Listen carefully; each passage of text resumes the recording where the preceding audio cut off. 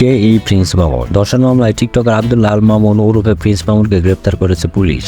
রাজধানীর ক্যান্টনমেন্ট থানায় করা এক মামলায় সোমবার 10 জুন রাতে তাকে গ্রেপ্তার করা হয়। অনেকে আছেন যারা সামাজিক যোগাযোগ মাধ্যম অতটা সময় দেন না অথবা সোশ্যাল মিডিয়া ফিক নয়, তারা প্রিন্স মামুনকে চিনবেন না, এটাই স্বাভাবিক।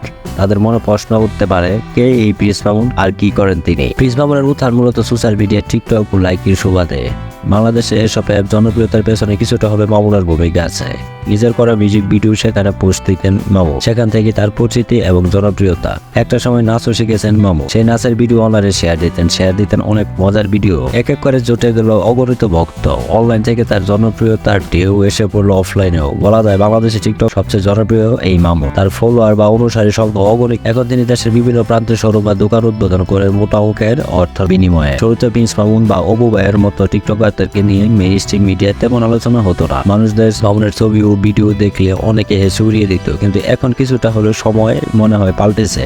বলাই বাহুল্য, আমাদের দেশীয় শোবিজের অনেক তারকাও প্রিন্স মামুনদের জনপ্রিয়তার কাছে হার মানাবে। প্রিন্স মামুন ও লাইলা আক্তার টিকটকে আলোচিত নাম। ফেসবুক, ইউটিউব, সামাজিক মাধ্যমে বিনোদন ভিত্তিক কন্টেন্ট বানিয়ে বারবারই আলোচনায় ছিলেন মামুন ও লাইলার সঙ্গে করে। এই জুটি নানা সময় আলোচনায় থাকতেন, কখনো ঝগড়া করে, কখনো মামুনের নামে টাকা নেওয়ার অভিযোগ তুলে, আবার কখনো মামুনের নামে লাইলার অভিযোগ তুলেছেন শারীরিক অত্যাচারেরও। তবে এবার সব ছাপিয়ে লাইলা মামুনের নামে করলেন বিয়ের প্রলোভনের ধর্ষণ মামলা। অভিযোগে লাইলা উল্লেখ করেন, মামলার বিবাদী আব্দুল্লাহ আল মামুন ওরফে প্রিন্স মামুনের সঙ্গে আমার গত 3 বছর আগের সামাজিক যোগাযোগ মাধ্যম ফেসবুকে পরিচয় হয়। পরিচয়ের এক পর্যায়ে মামুন আমাকে বিয়ে করবে মর্মের প্রলোভন দেখে আমার সঙ্গে প্রেমের সম্পর্ক স্থাপন করে। সে আমাকে জানায় তার ঢাকায় থাকার মতো নিজস্ব কোনো বাসা নেই। যেহেতু প্রেমের সম্পর্ক সৃষ্টি আমাকে বিয়ে করবে বলে জানায়, তাই তার কথা সরব মনে বিশ্বাস করে তাকে আমার বাসায় থাকার অনুমতি দিই। 2022 সালের 7 জানুয়ারি মামুন তার মাকে সঙ্গে নিয়ে আমার বাসায় এসে বসবাস করতে থাকে। ওই দিন থেকে সে আমার বাসায় আমার সঙ্গে একই রুমে থাকতে শুরু করে।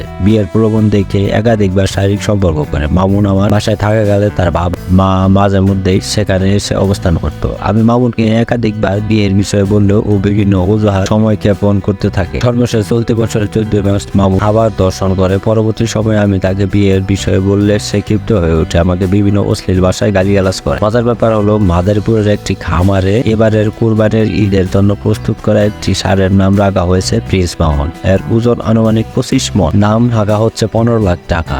ষাঁড়টি দেখতে ভিড় করছেন অনেকে।